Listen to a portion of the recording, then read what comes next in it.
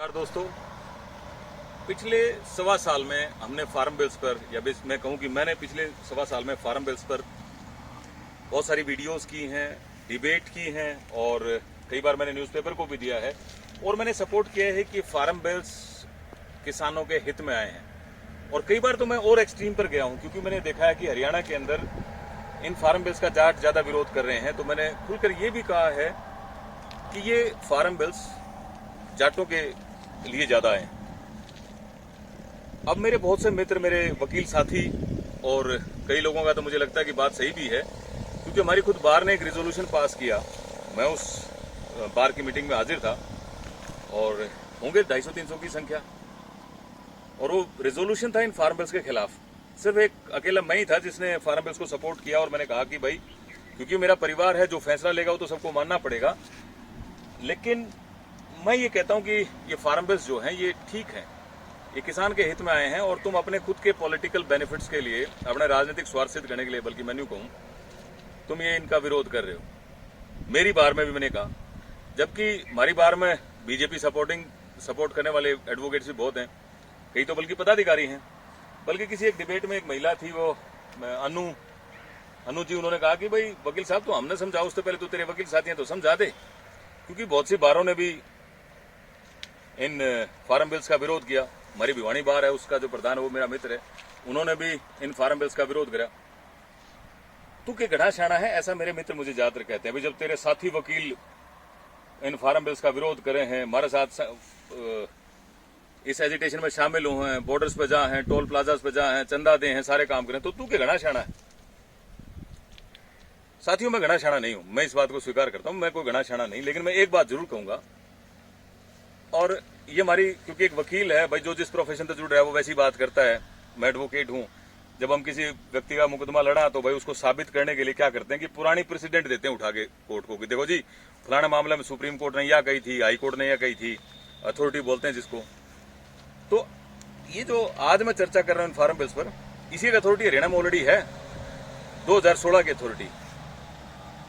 दोस्तों, 2016 में पूरी सड़कों पर बहुत बड़ा आंदोलन हुआ, बहुत लोगों ने इसमें पार्टिसिपेट करा, खूब शामिल हुए, सरकार को फोर्स भी अप्लाई करनी पड़ी, और ये भी हुआ कि 32 हमारे भाइयों की जान गई और हजारों की संख्या में ऐसे दोस्त हैं, हमारे साथी हैं, भाई हैं, जिन पर मुकदमे दर्ज हुए, उनको जड़ें काट रहे हैं। और मुद्दा क्या था कि भाई जाटों को आरक्षण चाहिए। दोस्तों, आप लोगों को इस बात को जानकर आश्चर्य होगा कि जो तरीका था, जिस तरीके से वो सारा काम कराया गया, वो बिल्कुल ही गलत था। बल्कि मैं कहूँ 90 के दशक में जब मंडल आयोग लागू हुआ, मंडल कमीशन लागू हुआ, तो उसमें मामला सुप्रीम कोर्ट में गया। सुप्रीम कोर्ट में जो मामला था वो था Indira Sahni versus union of India. उस मामले में ये फैसला किया गया कि भाई एक NCBC, national commission for backward classes, उसका गठन होगा, और वो जो एनसीबीसी है वो डिसाइड करेगा भी कौन सी जाति ओबीसी में आओगी, कौन सी जाति ओबीसी से बाहर चली जाएगी। और उस एनसीबीसी ने फैसला कराया भी जाट, जो हरियाणा का जाट है, वो जो क्राइटेरिया है उसको फुलफिल नहीं करता है, और भाई जाट ओबीसी का हिस्सा नहीं होगा। अब हमारे पास क्या समाधान है कि हम उस एनसीबीसी के फैसले को सुप्रीम कोर्ट में चैलेंज करें। और अगर हमारे को ऐसा लगता है कि कुछ ऐसे फैक्ट थे, ऐसी चीजें थी जो नेशनल कमीशन था, कमीशन ने अपनी बातें कंसीडर नहीं करी, तो वो हम कोर्ट के सामने रखे, फिर कोर्ट को फैसला करा भाई ठीक है कि गलत है। लेकिन ऐसा कहीं नहीं हुआ। और मैं आपको और इस बात में आश्चर्य की बात बताऊं कि 2018 में, 16 के बाद देखो, 2018 में बहल के पास एक कार्यक्रम में मैं भी गया था। उसमें मैं तो सम्मान करता हूं उनका, बुजुर्ग आदमी, सम्मानित हमारे जाट नेता अवाज सिंह सांगवान जी, वो बैठक कर रहे थे, मीटिंग कर रहे थे, वो बल्कि एजिटेशन चला रहे थे। मैंने कहा, सांगवान साहब देखो, तरीका तो ये है, ना आप कोर्ट गए, ना कोई उस फैसले को चैलेंज करा, ना नए कमीशन के गठन की बात कही, और ना आगे बढ़े, सड़कों पर उतर आए, इतनी लंबी एजिटेशन चला दी, फायदा क्या हुआ? तरीका तो ये है जो Indira Sahni versus union of India में आपको दे रखा है। आपको जानकर आश्चर्य होगा कि सांगवान साहब ने मुझे कहा, बोले वकील साहब मुझे तो इस बात का पता ही नहीं था। देखो, वो व्यक्ति जो पूरे एजिटेशन का पुरोधा, पूरी एजिटेशन को आगे लेके चलने वाला आदमी, और जो लीगल जो चीज है, लीगल जो एस्पेक्ट है उसकी उसको जानकारी नहीं।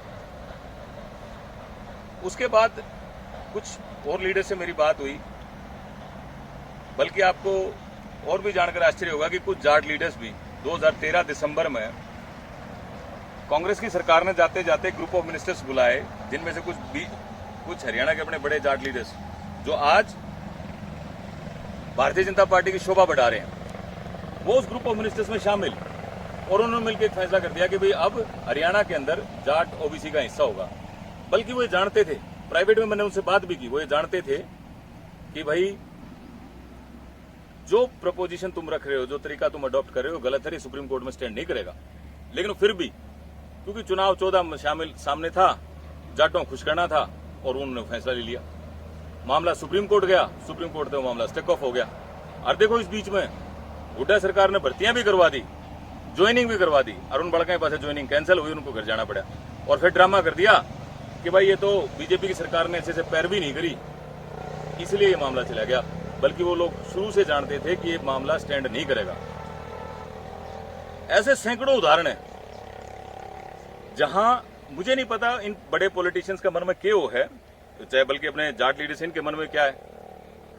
वो जानते हैं कि सच्चाई क्या है, और जिस रास्ते पर वो चलने की प्रयास कर रहे हैं उनको पता है कि वो रास्ता कहीं नहीं पहुंचने वाला, लेकिन फिर भी वो ऐसे कदम उठाते हैं। आप देखो वो सांगी खडवालिया कौन सी जगह में, गोवाना और रोहतक के बीच में, वहां भी एक वीडियो बनाएंगे, कितना चंदा इकट्ठा करके अपन दिया कि भाई कोई बड़ी यूनिवर्सिटी बनेगी, कोई मेडिकल कॉलेज बनेगा, यहाँ शिक्षा संस्थान होंगे छोटू राम के नाम से, और ये होगा वो होगा। क्या बना भाई? बाउंड्री वॉल भी नहीं हुई उसकी, वो पैसे लेके कौन आदमी गायब होगा उसका पता है को नहीं। और बल्कि मैं कहूं 2016-17 से पहले हमारा एक तरफा लीडर था, जाट लीडर यशपाल मलिक, और अब हम इसे ये हालात है हमारे कि हम उसको घुसने नहीं देते। और अब इस समय, इस वर्तमान समय में भी जो हालात चल रहे हैं और जैसे घटनाएं घट रही हैं, उससे भी लगता है कि ये जो किसान नेता बने घूम रहे हैं, ये ऐसी बड़ी बड़ी बातें कर रहे हैं, हम ये कर देंगे वो कर देंगे, मुमकिन है कि आने वाले समय में हम इनने भी ना घुसने दें। एक चीज और आप देखोगे, इनके आपस में भी बहुत रिफ्ट है। पंजाब वाला हरियाणा वाला कौन बढ़न दी, हरियाणा वाला कौन बढ़न दी। कोई आदमी न्यू कहते हैं कि भाई ये तो राजनीतिक लीडर है, उसने माइक पर कौन बोलन दे। कोई कांग्रेस का लीडर आओ, वो बड़ी बड़ी बात करके चला जा है। इनके आपस में बहुत घनी रिफ्ट है। मुद्दे पर आप देखोगे तो बहुत कम बात करता मिलेगा। और आप लोग भी चाहे काम करो, मैंने 50 से आसपास वीडियोस बनाई इस मुद्दे पर, अपने विचार रखे, प्रयास किया कि मैं आप लोगों के साथ सारी चीजों को साझा कर सकूं।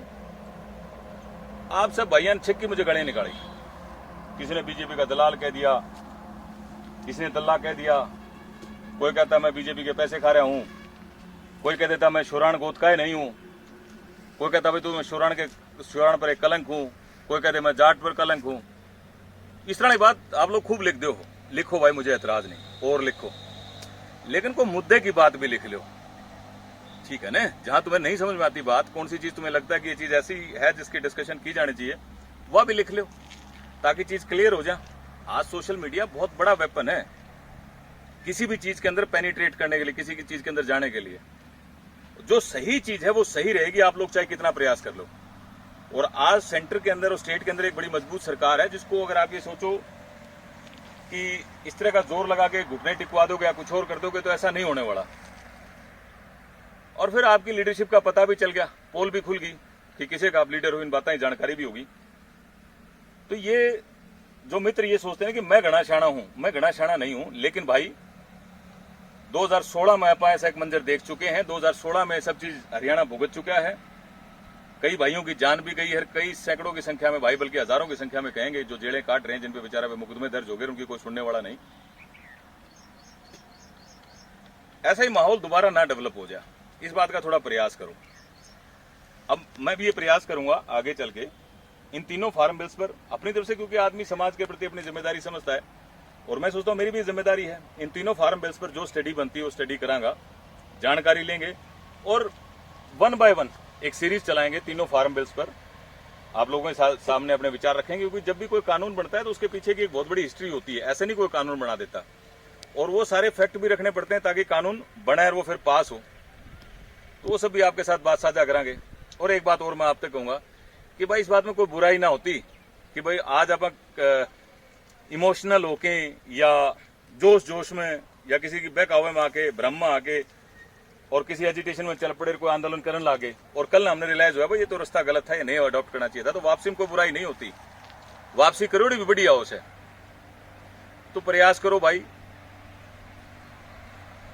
इस आंदोलन को, कोशिश करो कि अराजक ना हो, लोगों को ज्यादा परेशानी ना हो। मैं सारा सरासर आपको ब्लेम नहीं करता, मैं उन बीजेपी लीडर्स ने, भाई जो लीडर्स जेजेपी के भी हैं उन्हें भी पक्का कहूंगा कि भाई आप भी अपना स्टैंड, हाथ जोड़ के मेरा निवेदन है आपसे, क्लियर रखो। डबल स्टैंडर्ड आप भी ना रखो कि आप असेंबली में तो कुछ और कहो और असेंबली से बाहर निकल के कुछ और कहो। क्योंकि मैंने मेजोरिटी किसान इन नेताओं की बात देखी है कि जिस भीड़ हो ने उससे डाल की भाषा बोलने लग जाए, जहां इनको लगे कि भीड़ हॉस्टाइल है, भीड़ नाराज है, तो भीड़ की भाषा बोलने लग जाते हैं। ऐसे बहुत से उदाहरण है और अब तो बहुत घने चल रहे हैं। और बल्कि मैंने पहले भी कहा इस तिरंगा यात्रा में हमारे बहुत घने मित्र ऐसे भी थे जो किसान आंदोलन में खूब बढ़ चढ़ के शामिल हैं, खूब चंदा दिए हैं, वहां 2-2, 3-3, 4-4, 5-5 दिन रुक के आए हैं और फिर बीजेपी की तिरंगा यात्रा में शामिल भी हुए हैं। और इस तरह वाले लोग जो है वो भ्रम को और ज्यादा बढ़ा दी। लोग बीच में बैठे कहते भाई हमारी तो मजबूरी है के करा बीजेपी के साथ साथ। अब जब बीजेपी के साथ हमें जब मोदी को डर लागे, बोले कौन सा थे कि भाई ये फार्म बेस में के बुराई है, के कमी है, तो भाई अंत में मैं तो नहीं कहूंगा। ये कपास के पेड़ है, आप देख सको सो इस बार अब कपास की फसल आपकी मंडी में जा रही है। कल मैं मंडी में बैठा था, वो भाई एक बताओ था 6,000 से ऊपर का भाव है। 6,000 से ऊपर का है, 6,500 का भाव है। आपने कल ही सरसों बेची है और सरसों के भाव आज भी अच्छे हैं। और वो खास बात मैं बताऊं, बात तो पहले जो कानून है ना उससे की बात सुन लो। वो मंडी में जो बैठा था मेरा मित्र है, खास दोस्त है, मंडी में उसकी दुकान है, वो उसने मेरे बताया, बोले भाई सरपंच आम लेगा 6.5 और मंडी का जस श्यामी कॉटन मिल है वो लेगा 7,000। जो 500 रुपये का लॉस आप अपना खुद का तो करवा रहे हो, और को भाई मेरे वर्ग आदमी जो इन कानूनों में मानना चाहो ने और 500 रुपये अपना बचाना चाहो, आप मेरा भी लॉस करवाओ। तो भाई मैं तो आपसे यही कहूंगा, हरियाणा प्रदेश में माननीय मनोहर लाल के नेतृत्व में एक बढ़िया सरकार चल रही है। मनोहर लाल जी एक ईमानदार व्यक्ति हैं, कोई लाग लपेट नहीं है, कोई उन्हें परिवार अपना नहीं पढ़ना है। और प्रयास उनका ये है कि कैसे भी हो इस प्रदेश के सभी लोगों का भला हो। कुछ हमारे जाट भाई इस तरह की बात भी प्लांट करते हैं कि भाई वो पंजाबी से इसलिए हम इसके खिलाफ सा। इस तरह की सोच दकियानुसी सोच है, छोटी सोच है। प्रांत के सभी भाई एक जैसे हों से सब भाई हैं। जाति विशेष के लिए चलना थोड़ा गलत बात है, ज्यादा अच्छी बात है नहीं। और भाई मैं इस वीडियो के माध्यम से मनोहर लाल जी के भाई को भी श्रद्धांजलि देता हूं। मैं अपने जीवन में गुलशन जी से एक बार मिला था, बिल्कुल डाउन टू अर्थ आदमी था। और मैं अकेला नहीं कहता भाई, जो लोग गुलशन जी को जानते हैं उनसे जाके आप पूछ सकते हो, बिल्कुल डाउन टू अर्थ आदमी था।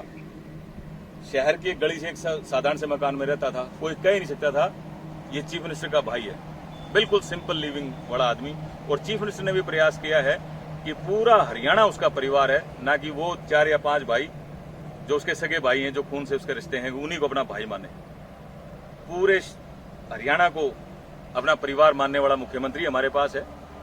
खैर आपकी मर्जी है, आप चीजों को कैसे समझते हो आप समझो, इस बात में भी कोई चिंता नहीं है। बस मैं तो हर बार हाथ जोड़ के आपसे यही निवेदन करता हूं कि आप दूसरे व्यक्ति का रास्ता ना रोको। जो व्यक्ति इन कानूनों को मानना चाहता है उसका रास्ता बंद मत करो, दादागिरी मत करो, अराजकता मत फैलाओ। बस यही मेरा आपसे निवेदन है। नमस्कार, जय हिंद, जय भारत। राजनीति के आगे, राजनीति के पीछे, हर हलचल को जानने के लिए हमारे YouTube चैनल जनमत हरियाणा को लाइक करें, सब्सक्राइब करें और अपडेट रहने के लिए बेल आइकन दबाना ना भूलें। देखते रहें जनमत हरियाणा, सच के अलावा कुछ भी नहीं।